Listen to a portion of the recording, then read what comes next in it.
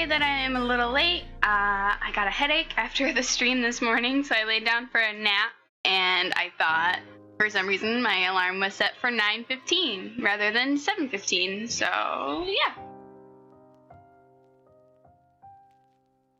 But here I am now. So, let's go ahead and get started. I'm drawing cute anime girls. I have a few references that I need to pull from my computer.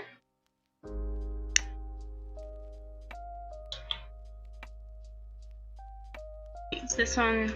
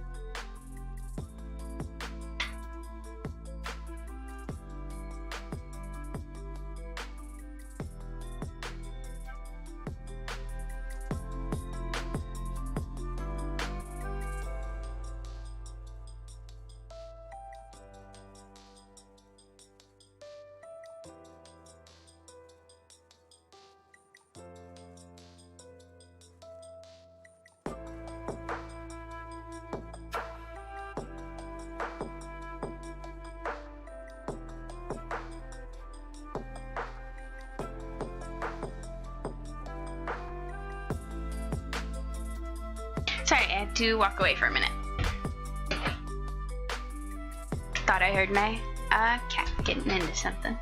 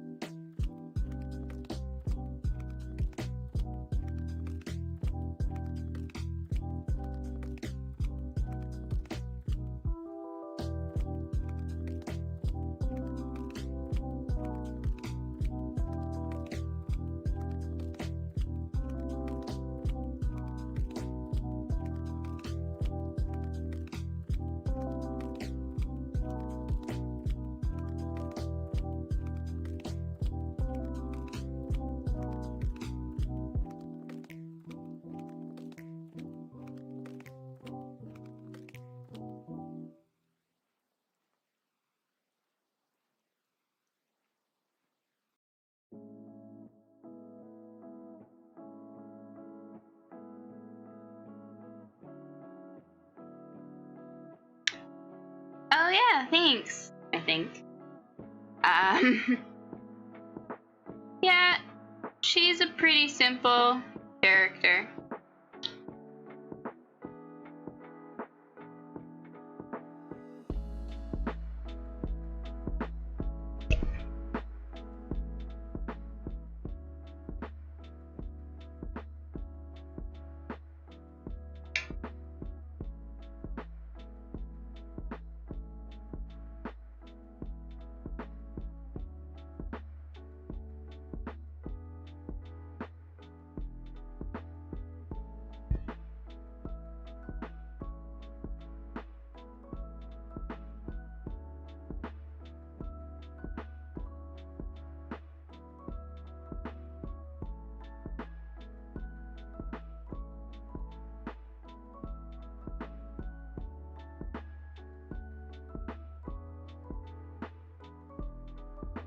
Oh, thank you.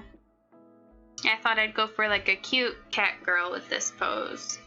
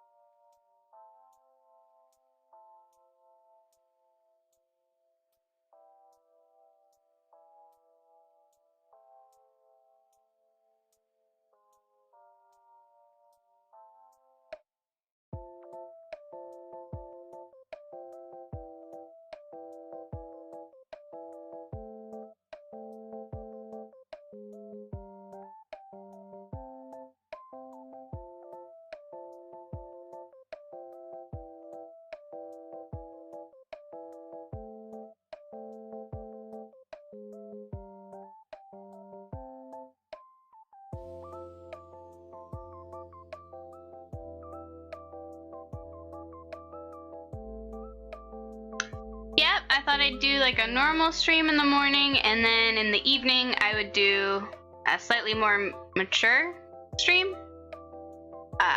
And that's why a lot of the streams have only been 3 hours. I'm trying to pace myself.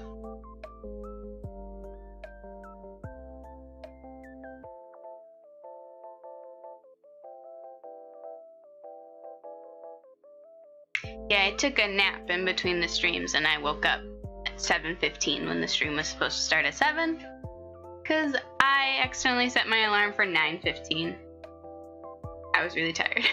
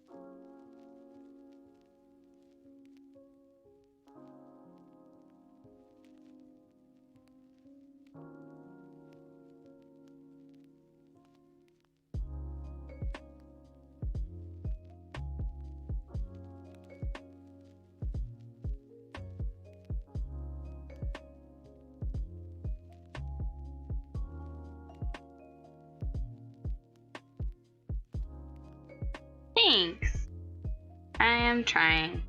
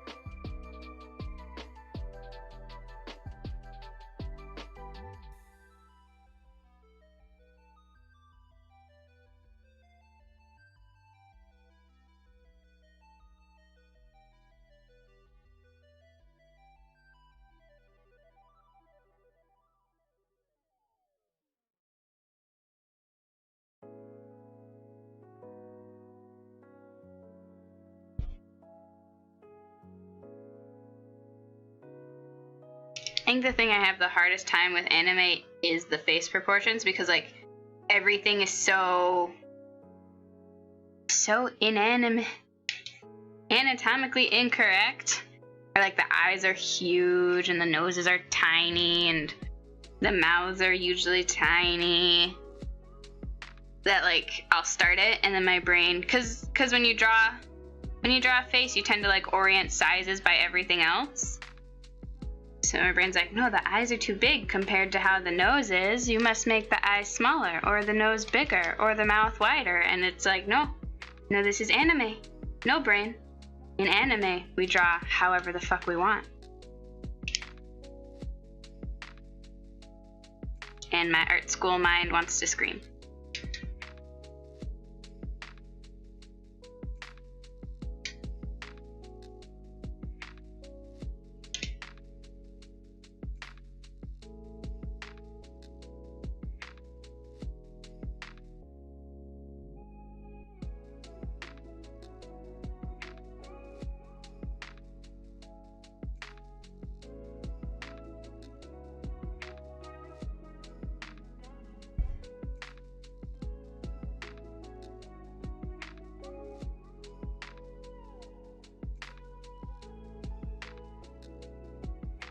Oh no.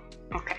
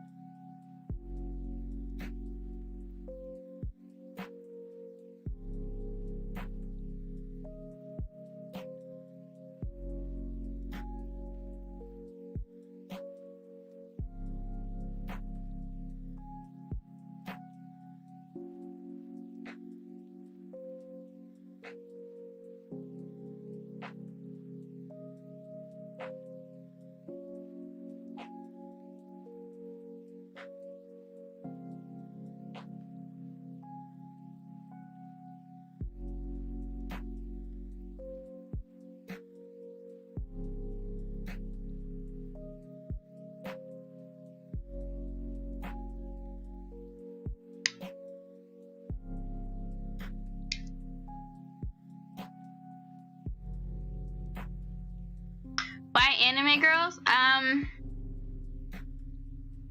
Do you want the real answer or the artsy answer? Because I could give you either.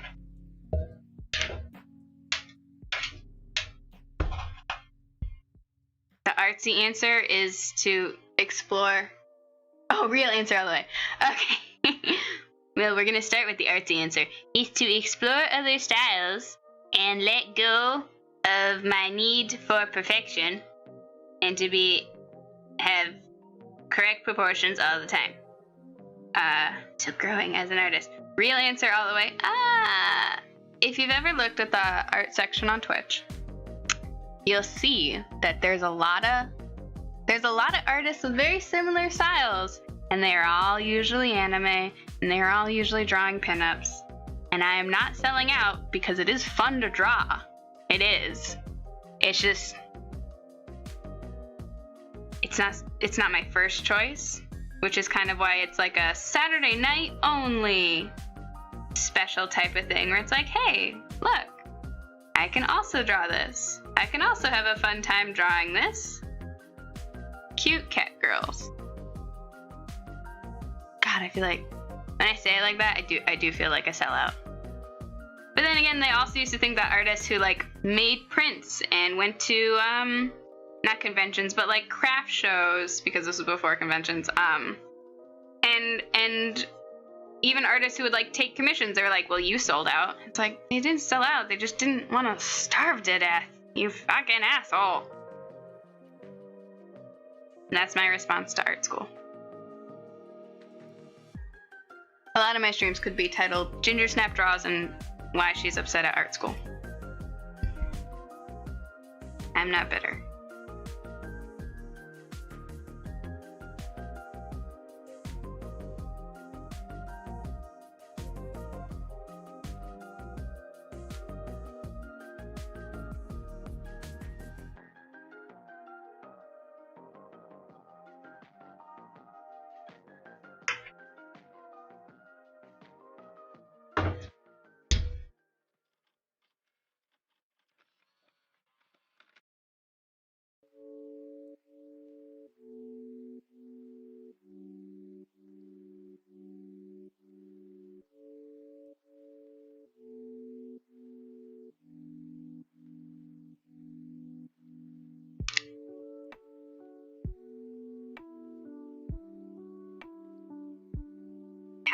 That's not how a side looks. Even in anime. I do have a lot of respect for, like, people who can do stylized cartoonish art, like anime, but have, like, semi-realistic proportions, or even just, like, high attention to detail. Like, yes, proactive with growing my career. Like, if you've ever seen, this is a really good example, but it also shows off my terrible taste in media. If you've ever watched Konosuba, which is an anime that is meant to make fun of all of those animes that have been coming out recently, where it's like, I died and was reborn as a slime, or is it wrong to hit on girls in a dungeon? Which are very good. Well, I've never seen the slime one, but the other one is a good anime in its own right. Konosuba kind of makes fun of it in a very satirical, laugh at ourselves kind of way. It's very anime, but they do go very high into details, and the way they draw and animate boobs is amazing. Like, it's like you can tell when a character's not wearing a bra as compared to a character who is wearing a bra. It's insane. It's amazing. I have a lot of respect for those artists.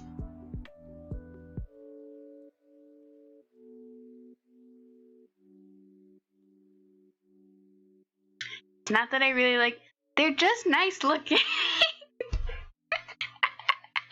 This sounds terrible. They are though. And I have had to spend a lot of my life watching animes and TV shows that draw boobs like this, or that draw boobs like,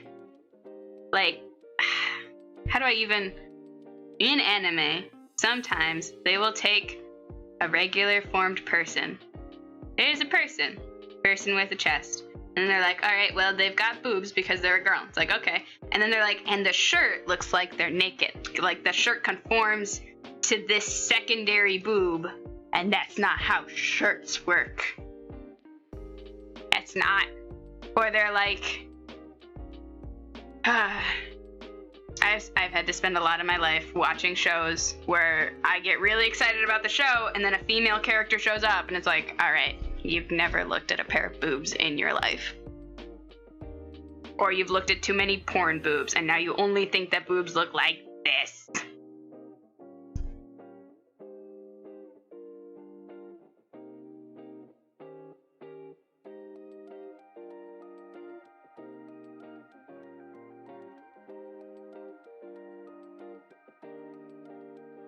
Fullmetal Alchemist is a really good example of another anime that draws breasts really, really well. And it was one of my first animes that I, like, seriously watched, and I was really excited about it. It was really good. And I never, because it's never, like, drawn attention to, they never, like, there's really no fan service in Fullmetal Alchemist, at least not that I think of, at least no female fan service, or as much, besides, like, Winry's crop tops, which makes sense. She's working in a machine shop. She's doing hard, like, that makes you sweat. Sitting here drawing makes me sweaty sometimes. And I'm like, no, I get it. But the way they draw, like, Hawkeye and the other female characters, like, they have varying sizes. The shirts don't conform to them, like, it's a second skin. The military uniforms, like, you can't see anything. And that makes sense. And I also really appreciate that. That manga and anime were also done by a female creator who's very famous in Japan. She's also very famous for being a recluse, and I love her. Like, she grew up on a farm, and they're like, where did you come up with the idea of equivalent exchange? And she was like, I lived on a farm, and if you didn't work, you didn't eat. Equivalent exchange. That's how it went. And we were like, oh, that makes sense. More realistic boobs. We don't just want big ones, we want realistic ones.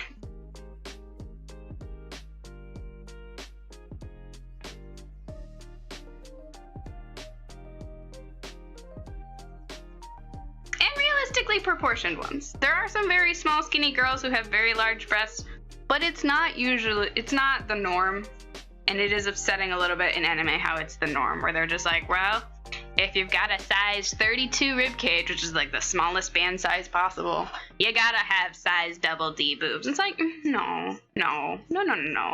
that's not how it works. The only case where I've ever actually seen that in real life, I had a friend in high school. I think she had like a size 34 or 36 rib cage, which is not like, it was like 34 inches around. So it's like the mid-tier size of band size. Oh, thanks. Thanks for the lurk, try hard. Size bandwidth, and then she had like size double D breasts. Or almost triple D. Like, she had to special order her bras, and she complained about them all the time. She hated them so much. Give me an anime where the girls complain about how heavy their boobs are. Please. I don't have that complaint, but I have had a lot of female friends who have had that complaint, and I would just like to see it represented for them. Also, it would be hilarious if you're watching like some ridiculously animated anime. If you're watching Konosuba, and at one point there's just a scene where all the girls are in the bath, as they do in animes, right? You can't see anything, it's all bubbles and steam, and you just hear them start bitching about how heavy their boobs are and how often their backs hurt. Yes.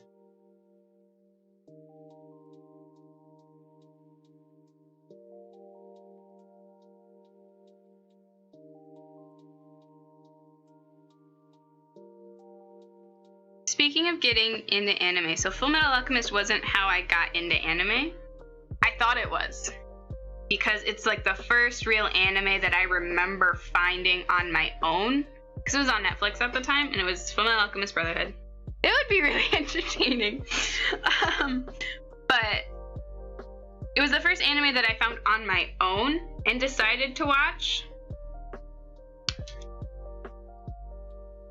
And I thought it was like my first anime ever, right? And then I got older and I reached college and I was thinking about it. I was like, no, that was not my first like anime manga experience. When I was in the 4th grade, my dad, who it turns out was just like a huge anime nerd, but he tried very hard not to push his what he thought was cool onto me, because he was like, I got made fun of all the time in school because I was super nerdy. I don't want my daughter to get made fun of. If she's interested in like comic books and manga and art and anime, I will encourage it, but I'm not gonna like force her to do it, right? Which is a parenting style, and it worked to some degree. But starting in the 4th grade, because in the 3rd grade I had a friend who was my next door neighbor, and he started reading like Shonen Jump before he became a jock in middle school. He was a nerd. He started reading Shonen Jump, and he's like, yeah, it's a comic book you read backwards. And by then I had been reading like Spider-Man for years, and so I was like, oh, I want to read a backwards comic book. That sounds cool. And I brought it up to my dad, and he was like, yes, I will get you an age-appropriate manga. And he got me Zatch Bell, which is apparently a manga that no one else has ever heard of, but it's adorable, and it's a bunch of kids murdering each other.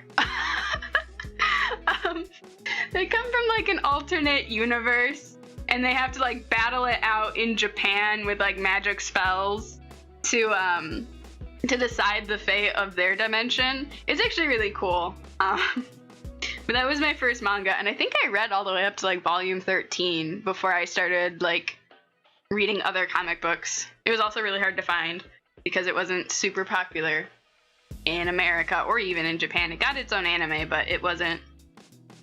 It was like a very kind of like 90s thing.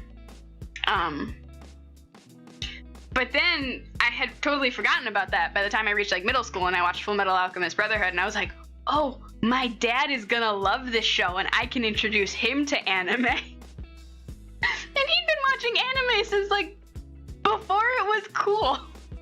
It's barely cool now, but wait, like when he was like in high school and he lived in the middle of nowhere, Michigan, he was finding anime and watching it. And he never told me otherwise until I like got to college, and he was talking to me, and he was talking to me about like the different animes he had watched, and he was like, oh yeah, I used to watch that as a kid. And I was like, do you mean your sisters made you? Because it was Sailor Moon. I was like, do you mean your sisters made you watch it like as a kid? And he was like, no, I watched it in college. And I was like, all right, Dad. All right, that's cool. I don't like Sailor Moon as much. I understand why it's popular. I understand that it's important for the manga, like the Japanese anime universe. It was a very big deal, and I do like the character designs and the characters. Magical girl animes aren't really my thing.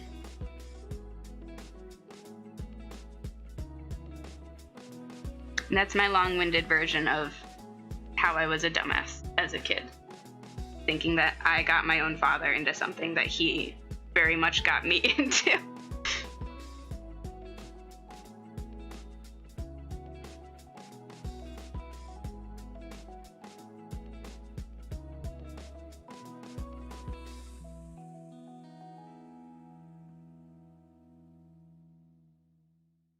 Actually, knowing that my dad watched animes like before I was born makes sense why he was kind of strict about which animes I watched. Because now that I am an adult and I've watched many different kinds, it can really easily and really quickly get very inappropriate. Because every time I wanted to watch like a new anime, I'd have to ask him and be like, hey, because it'd be on our Netflix account, so he would be able to see anyway. I'd be like, hey Dad, is it okay if I watch like this new anime? It looks really cool. And he'd be like, all right, let me take a minute. And he would like watch the first episode, or he would talk to his coworkers who were more into the anime or manga scene, just to make sure it wasn't something like Boku no Pico or something, where it was definitely not age appropriate for anyone.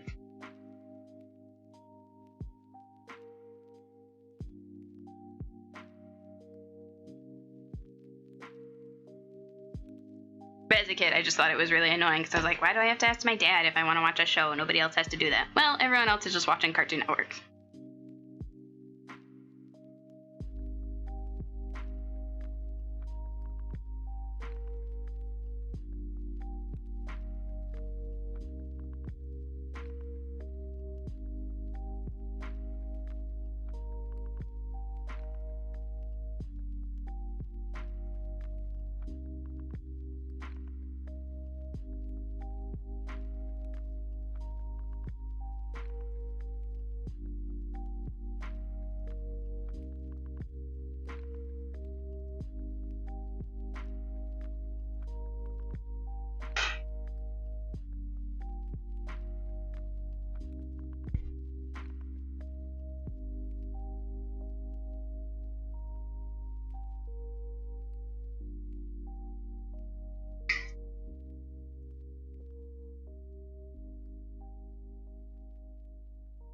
So in case anyone was curious, though no one probably was, the reason why I went for an anime cat girl instead of like the typical anime sex symbol of a kitsune, right, where it's a fox type, is that foxes, especially in animes when they're kitsune and they're sexy ladies, are usually ginger. And I'm already drawing a creepy self-portrait of myself. My username is Gingersnap Draws. My current profile picture is me, and it shows how ginger I am. And I don't want a bunch of weirdos on the internet asking me, did you draw yourself naked? Did you draw yourself sexy? No, I don't. I don't want to do that, and I'm not going to. Sometimes I just want to draw someone, I don't know. Just because they're ginger doesn't mean they're me. And I have gotten that from a lot of people. I'm like, no, it's just a popular hair color for the art style. Which is also really weird and a little uncomfortable. Like every time they have either like a very loud, aggressive character or like a tsundere character where they're like an asshole, but they love you type thing. Or they're German in anime. They're usually ginger. Like they're usually like, the main bad guy or like the side villain or the sex symbol, and I'm like, why? And I know it's because of symbolism, but it's so uncomfortable, guys. Ginger's a real hair color.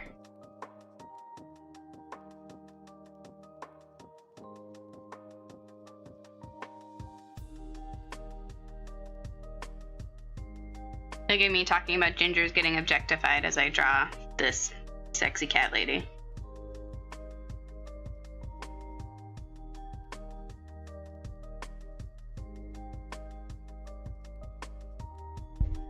I know what happens to plenty of other people with plenty of other different hair colors. You know who doesn't have a natural hair color on any planet? People with green hair. That's not a natural hair color on any planet. So let's... God, if we ever make contact with aliens and they have green hair and they start picking apart our internet and they find this and we're like, oh, that's speciesist.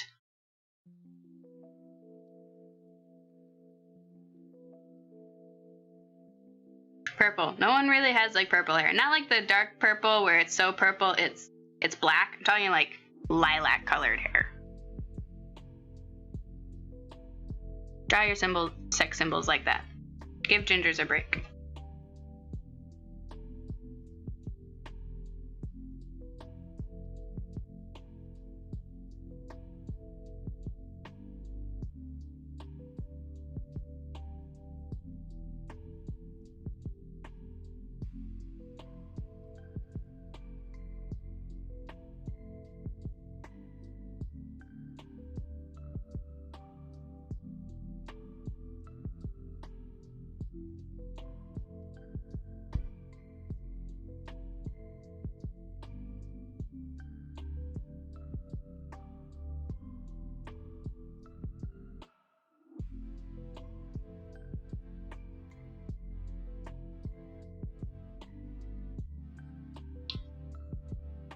Really know if I want to color this and like do the line art for it, so I might just do the sketch for it and then move on to the next pose.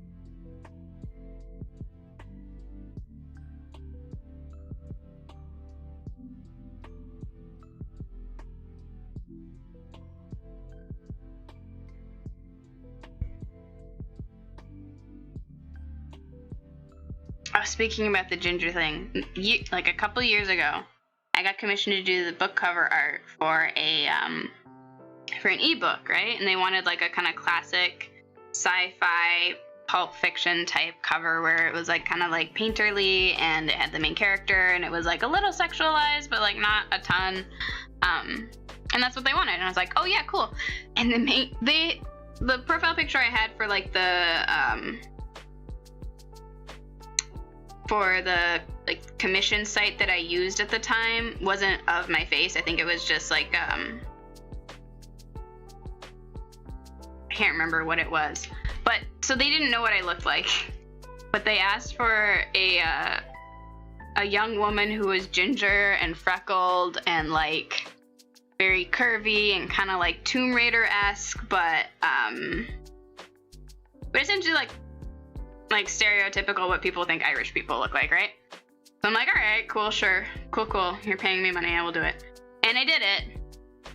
And they wanted me to do like a full character sheet where I showed like the different outfits she would be wearing and the different scenarios throughout the book. And they also were like, can you break it down so like we can see like any body tattoos like she had? So they essentially were like, can you draw her in her underwear but not in the sexual pose? So I did. And I was talking to my brother and back when I did it, and I was like, oh, I did this kind of cool project.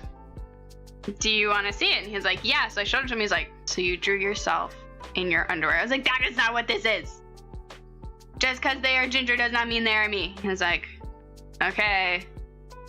And I was like, they asked for this. He's like, yeah, okay. And her underwear was like shorts and a sports bra.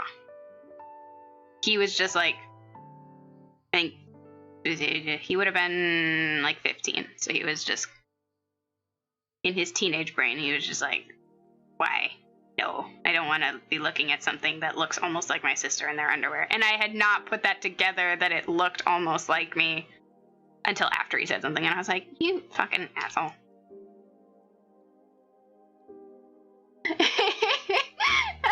15-minute rant on how other ginger people exist, and it doesn't mean when I draw them that it is me. Yep. Look, this is an issue that I've had for years.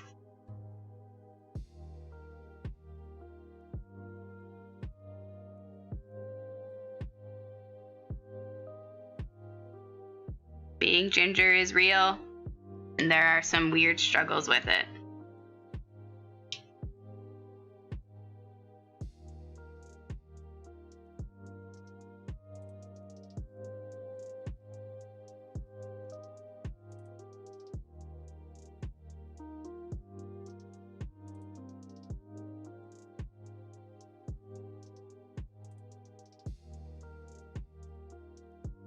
And we're not all Irish. That's another thing. I've had so many people with like, your hair is so pretty. Are you Irish? No.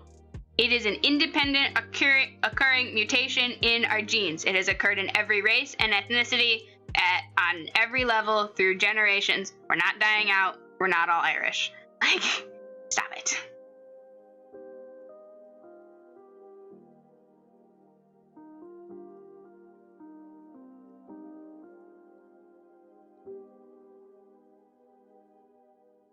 Usually the response I get after I'm like, nope, I'm not Irish. They're like, is anyone in your family Irish? I'm like, nope, we're all like German and English, Native American, French.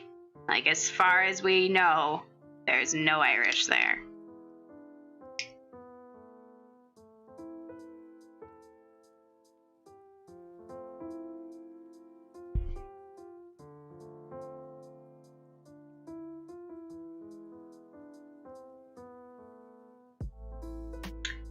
Okay, but I really love the movie Brave. I'm like, no, I'm not Irish, and I'll be bitchy about it, but I also absolutely love Ireland, and I love Celtic culture, and I love the history of it. So I wish I was Irish. And sometimes if it's like a person that I like, and they're like, oh, are you Irish? Like, my response will be, no, I wish. They're really cool. So I really like the movie. But yeah, the year that movie came out, I was still working like customer service at that late night pizza place, and every single drunk person ever, they'd be like, oh my god, you look like Merida. Have you ever heard that before? And after like the 10th time, I had to be like, oh yeah, I've heard it a few times. Like the first 10, I was like, oh no, thank you. They're like, your hair is, usually they mean it as a compliment. They're like, your hair is so beautiful. I'm like, thanks. It's huge and unwielding and like gets in my face, but I'm glad you like it.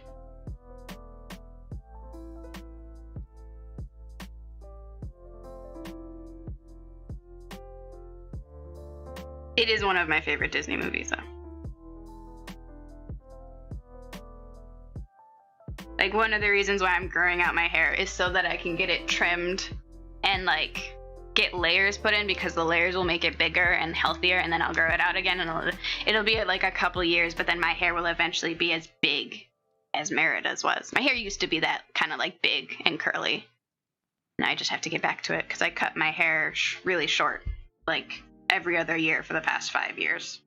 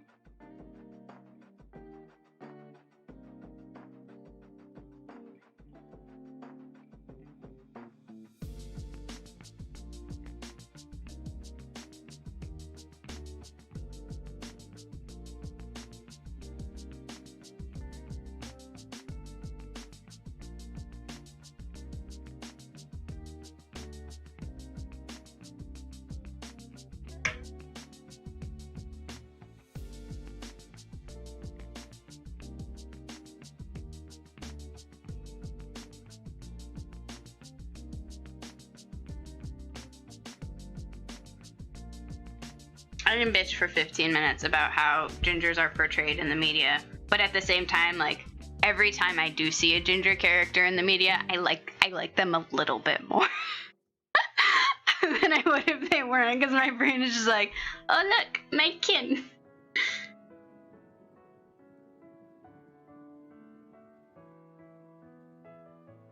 Which is super dumb, I know, but like Ariel was my favorite Disney princess growing up, mostly because she was the only redheaded princess. Also, she was a mermaid, and I thought that was cool, but that's beside the point.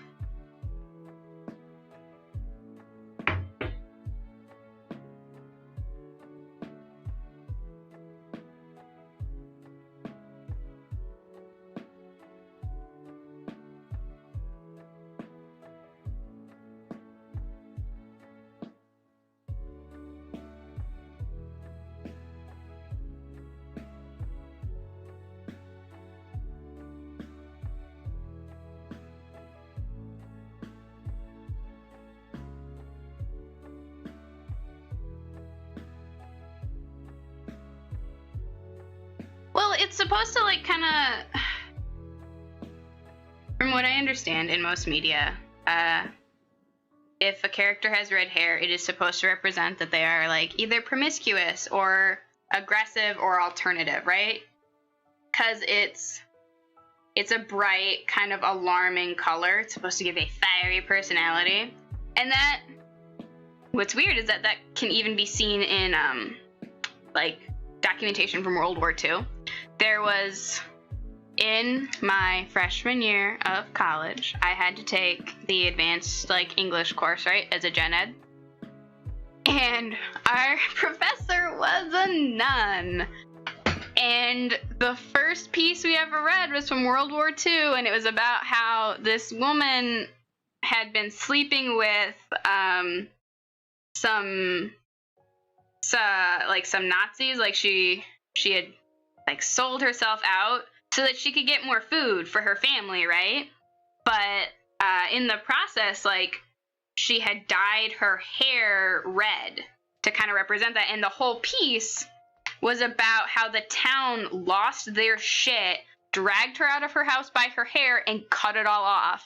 And it got into super detail about the different shades of red. And for some reason, we had assigned seats in this college class. And the teacher had put me in the front row, and I was the only ginger, and she's a nun, and she's looking me dead in the eye and telling me about how red hair is a sign that you're a whore.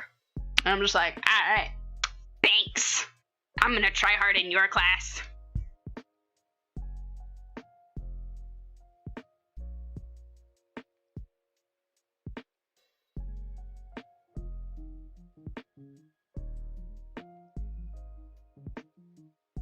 I think it's a whole weird thing, because if a character's hair is blue, it's kind of like, well, they might be sad or cold or distant. It's also, like, not seen as, like, an appetizing color, so it's a lot of cartoon characters for kids are made with those colors that they make for, like, food packaging, because we're food-based animals. And red is seen as, like, an okay color. It's vibrant, it's bright, and it's seen as, like, an okay food source. Green, it's kind of like, oh, they might be more naturey or plant, like, that's got whole different connotations. Yellow is blonde, and unfortunately, usually yellow is, like, the mean girls, or at least it used to be. They don't do that as much anymore. Brown is supposed to be, like, for regular people and cartoons, right? And black is usually for, unfortunately, sometimes they stereotype and they're like, oh, it's someone who's really studious, or they have black hair because they're goth, and it's stereotypes. Children's shows and cartoons heavily rely on stereotypes. And they're not always good.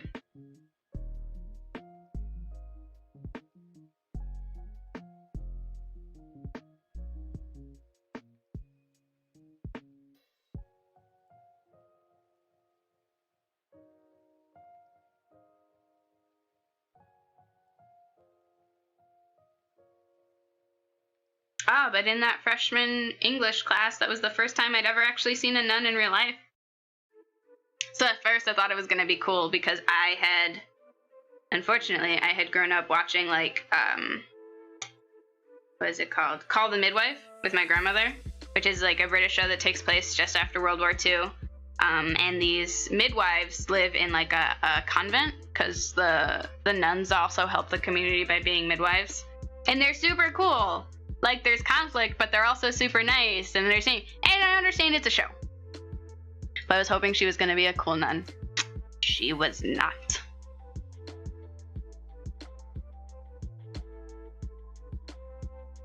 I'm also worried that I've been talking like really loud.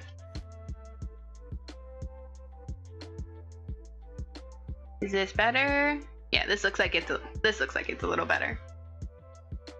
When I get excited about things, I will project more, and then I have to adjust my audio settings.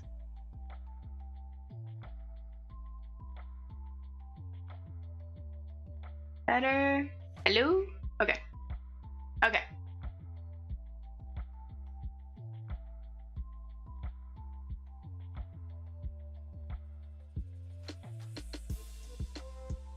I can't actually hear myself, so if there's any issues with the audio, just let me know.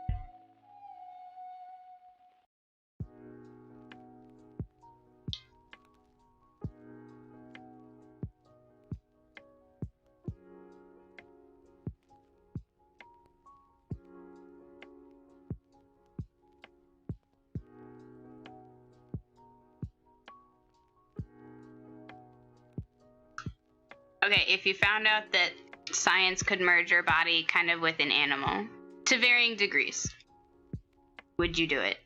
Like, you don't have to be a furry, but if you could, like, have eagle wings on your back so you could fly, would you do it?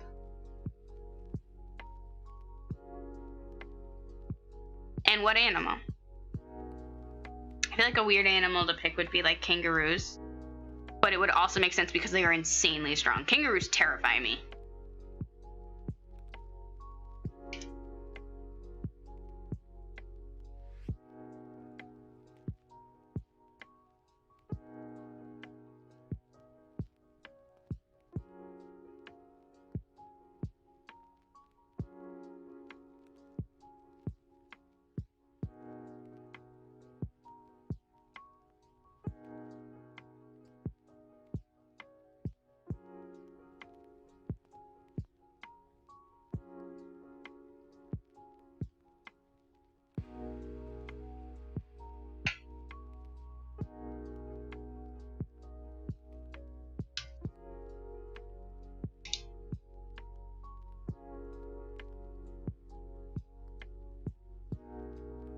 think maybe I'd do like a bat. I don't know. Bats are kind of cute.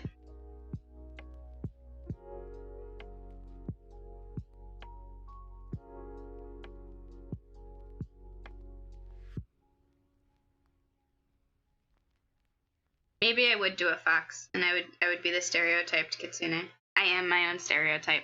Fuck. What have I become? I mean, it's an existential crisis on stream.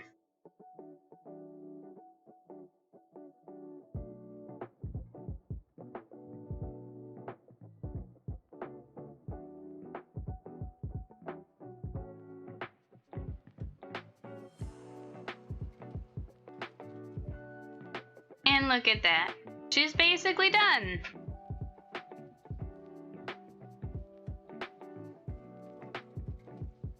Do the little flip.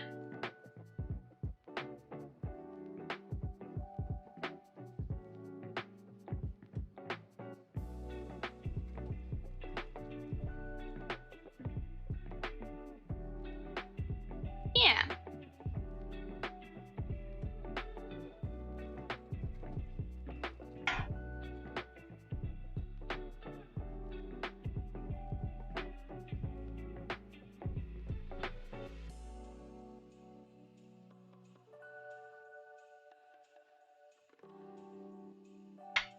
I'm just gonna shrink her up a little bit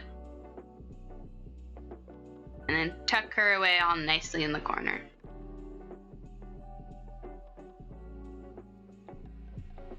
Just to keep her there for right now.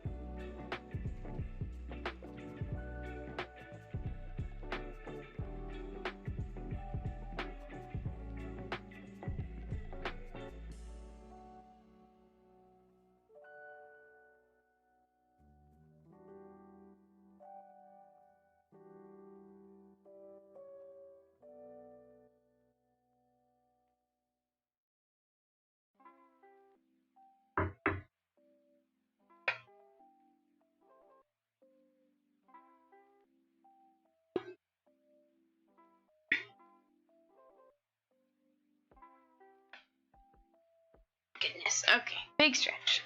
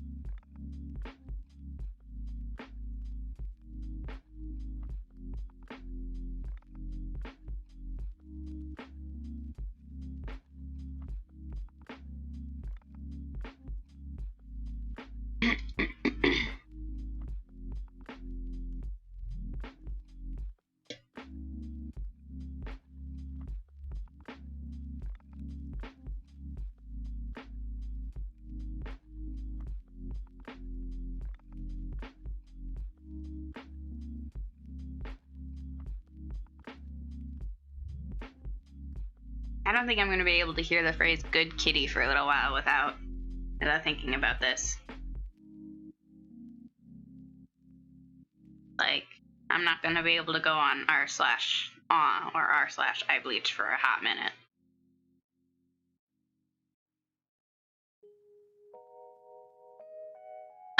So the box actually helps me frame the perspective of the skull. So it helps me get the basic shape down, and so your skull is usually like this circle with the jaw, right? And then this is like your nose bone, and this is like where your eye sockets would be. This is a really bad example, but this is kind of like how a skull looks, right? Well, if I just drew that would be a huge fucking waste of time, because I don't need to draw all of these details for the underlying skull that you're not even gonna fucking see. But also, I'm not gonna be proportional every time. Yep, kitty. Anyway, it's not gonna be proportional every time, and it's also not gonna be in the proper perspective, because your entire body is like has foreshortening and perspective and all that good stuff. So I draw the first side of the box, and it's usually a little bit more of a rectangle to help me judge, okay, this is where the face is going to be. Ooh, I didn't mean to hit the microphone. This is kind of how much of the face you can see. This is the angle that it is at, and then you can't see it because of her hair, but her skull kind of comes out to here, right? So you draw the rest of the square so you can see the angle of the rest of her skull.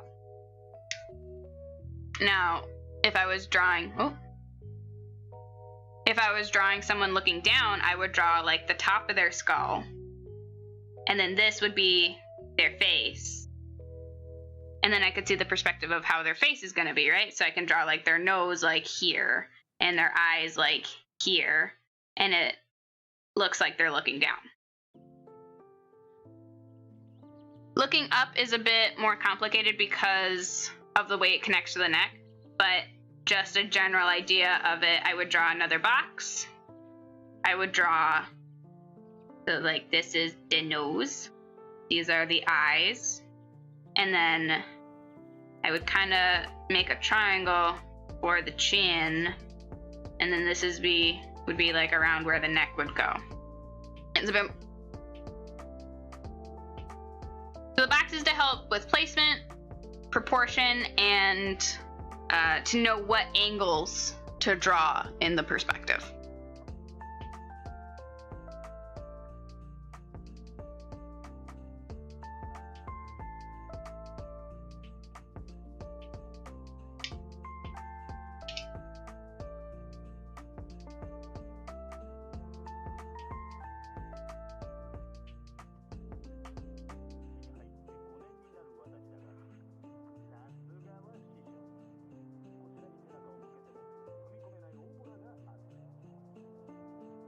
Yeah, no problem. I hope I explained it well. I actually do like teaching art stuff. It's just I always worry that I'm explaining it in ways that only I could fully understand. Another thing is that I talk a lot with my hands, and you guys, I don't have a webcam on me, so you guys can't see that I'm gesturing wildly. Wildly. Sometimes. That's a gesture.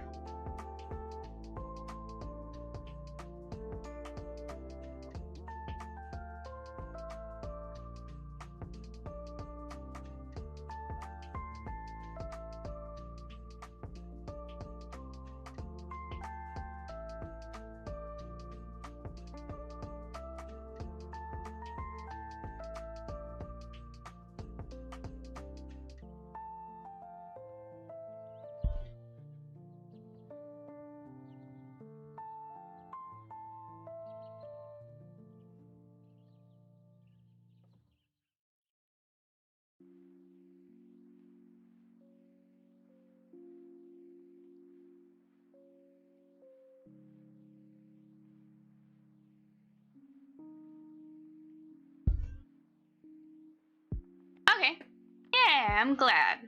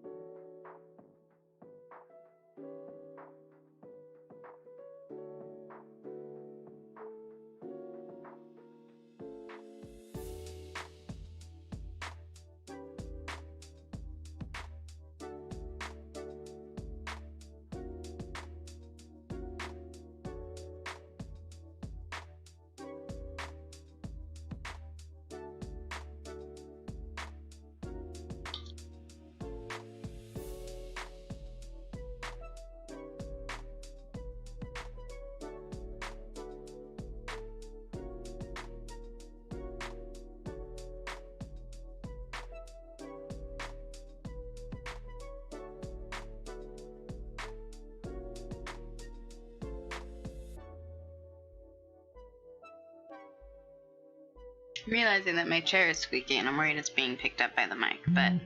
Oh.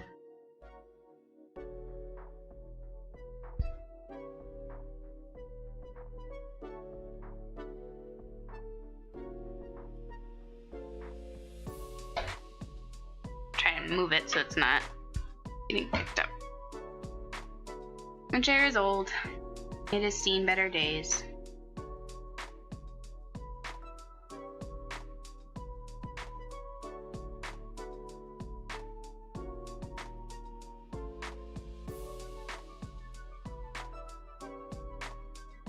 Okay, thank you.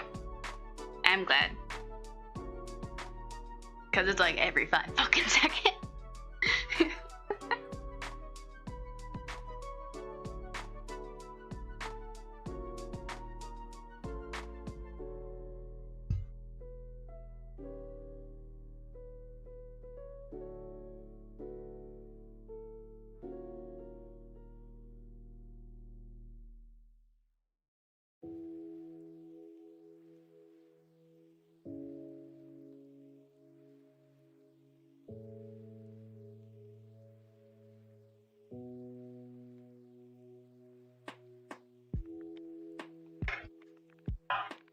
Big stretch.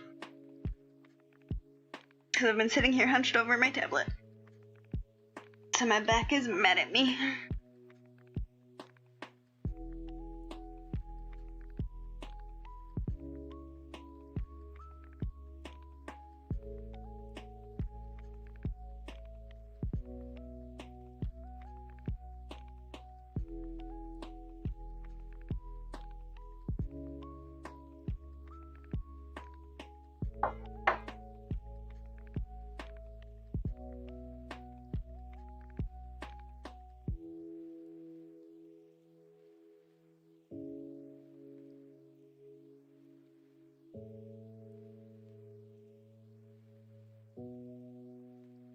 Oh, shit.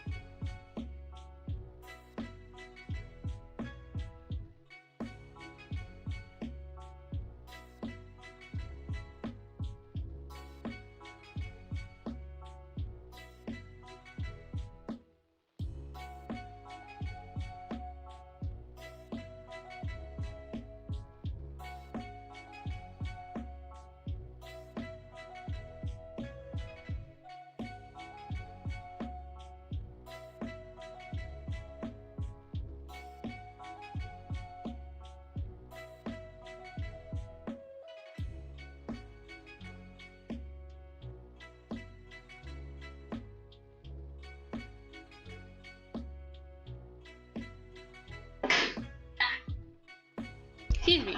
Tried to sneeze completely facing away from the microphone, but you probably still heard it. A little sensitive today.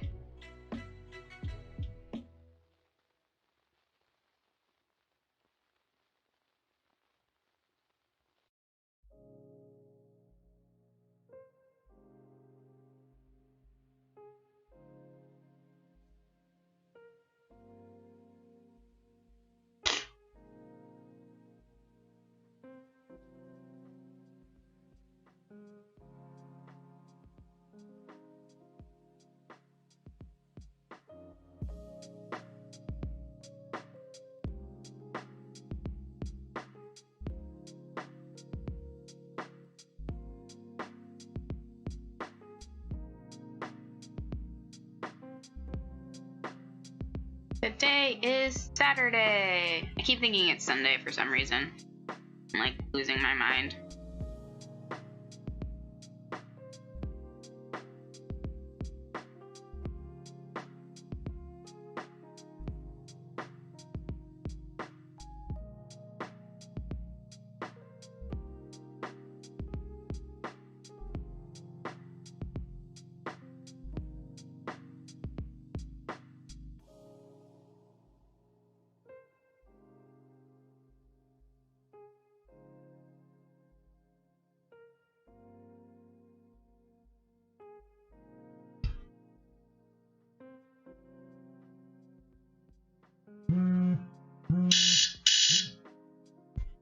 That was the alarm that was supposed to wake me up before the stream that I accidentally set for 9:30, and I forgot to also turn it off because I was in a panic to start the stream a little late. Sorry. I'm still newer at this.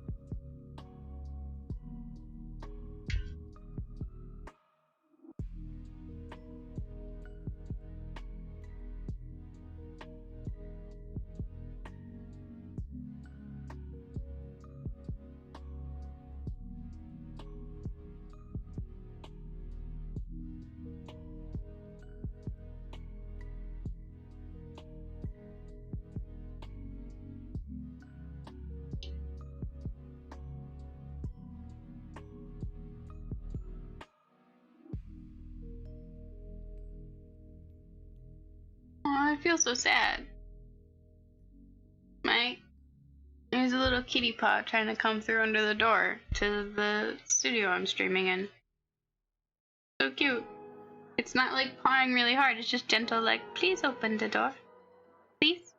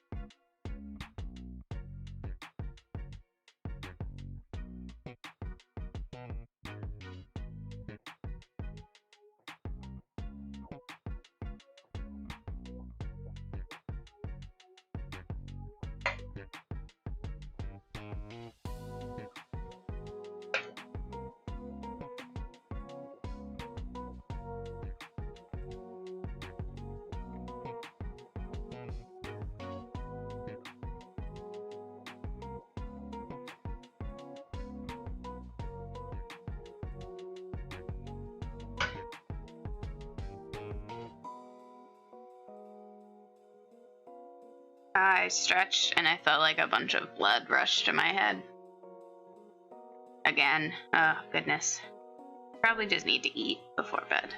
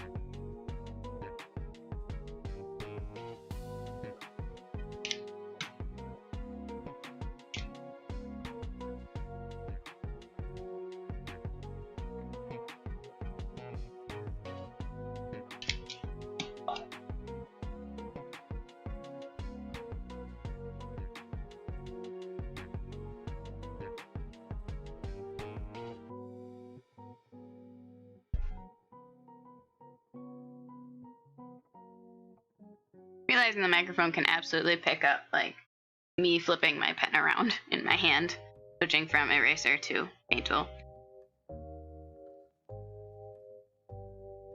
I feel like the mic has been overly sensitive today as compared to how it was on Friday. Yes, yesterday was Friday.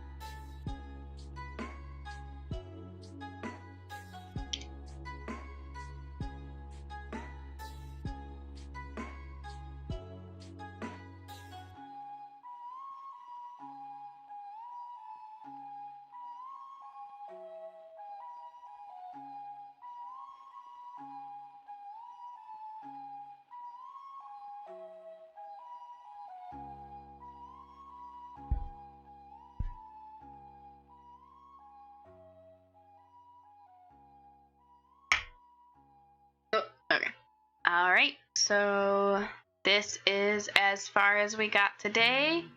Thank you for tuning in.